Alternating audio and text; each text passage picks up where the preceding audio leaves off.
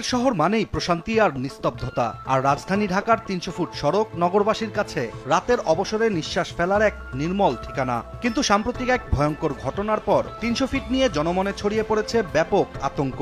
যেখানে মাত্র এক রাতেই ৩০০ ফিটে ঘটে গেছে গুলিবর্ষণ, ছিনতাই ও রক্তাক্ত হামলার মর্মান্তিক এক ঘটনা। আর ওই ঘটনার একটি ভিডিও সামাজিক যোগাযোগ মাধ্যমে তৈরি করেছে আলোচনার ঝড়। আমাদের সামনে যে দুইজন আছে ওদের কাহিনীটা আসলে বুঝতেছি না। ঘটনা ঘটেছে ১০ সেপ্টেম্বর রাতে। রাজধানীর ৩০০ ফিট সড়কের রূপগঞ্জ অংশে ভুলতা গাউসিয়া রোডের কাছে হঠাৎই একদল সশস্ত্র দুর্বৃত্তরা মোটরসাইকেল নিয়ে পথরোধ করে সামাজিক মাধ্যমে মিক্সার জিসান নামে পরিচিত এক তরুণের। ভিডিওতে দেখা যায় একাধিক বাইকে করে দুর্বৃত্তরা এসে জিসানের বাইকের গতিরোধ করে এক হামলাকারী দা হাতে বাইক থেকে সরাসরি আক্রমণ করে বসে।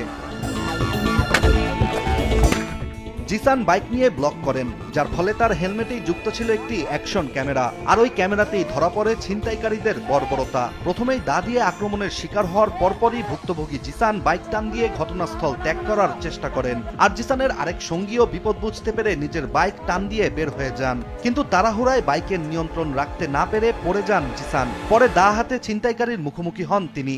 এরপর একটি সাইরেনের আওয়াজ শুনে দৌড়ে যান সাহায্য খুঁজতে।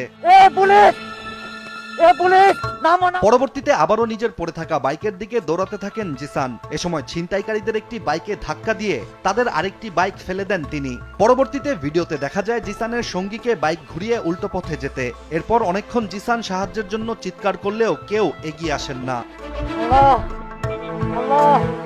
এক পর্যায়ে জিসানের সঙ্গী নিজের বাইক ঘুরিয়ে আবারও জিসানের সামনে আসে এবং ভুক্তভোগী এবার বাইকে চড়ে ছিনতাইকারীদের উড়িয়ে দেওয়ার নির্দেশনা দেন। জিসানের কথা মতো তার সঙ্গী বাইকটির গতি তুলে ছিনতাইকারীদের উপর উঠিয়ে দেন এবং আবারও দুর্ঘটনার মুখোমুখি হন। এমন অবস্থায় সড়কে একাধিক গাড়ির জটলা পাকলেও কেউ সাহায্যের জন্য এগিয়ে আসেনি। আর এরপরই শুরু হয় গুলি। কুপিয়ে আহত করা হয় জিসান ও তার সঙ্গীকে। কেড়ে নেওয়া হয় তাদের আইফোন, আইপ্যাড এবং জিসানের মোটরসাইকেল। রাজধানীর প্রাণকেন্দ্রে এমন ঘটনা যেন চোখে আঙ্গুল দিয়ে দেখিয়ে দেয় ৩০০ ফিট সড়কের ভয়াবহতা। ৩০০ ফিটে শুধু ছিনতাই নয়, বিভিন্ন সময় লাশ উদ্ধার হয়েছে সড়কের আশেপাশে। কেউ গুলিবিদ্ধ, কেউ বা গলা কাটা। গত এক বছরে পাওয়া গেছে ২২টি মরদেহ। আর এসব কর্মকাণ্ডের বেশিরভাগই হয়েছে সেক্টর এলাকার নির্জন প্লটে, যেখানে বিদ্যুৎ নেই সিসিটিভি ক্যামেরা। একটি আদর্শ অপরাধ সংগঠনের জন্য যা যা দরকার, পূর্বাচল ৩০০ ফিট যেন তাই উপহার দিয়েছে অপরাধীদের। ৩০০ ফুট সড়ক এখন আর কেবল একটি রাস্তাই নয়, এটি হয়ে উঠেছে এক ক্রাইম করিডোর। যে এলাকায় রাত বাড়ার সাথে সাথে বাড়ে গতি, মাদক, রক্ত ও আতঙ্কের মাত্রা, যেখানে প্রতিটি রাত নতুন করে কেড়ে নেয় এক বা একাধিক জীবনের শান্তি।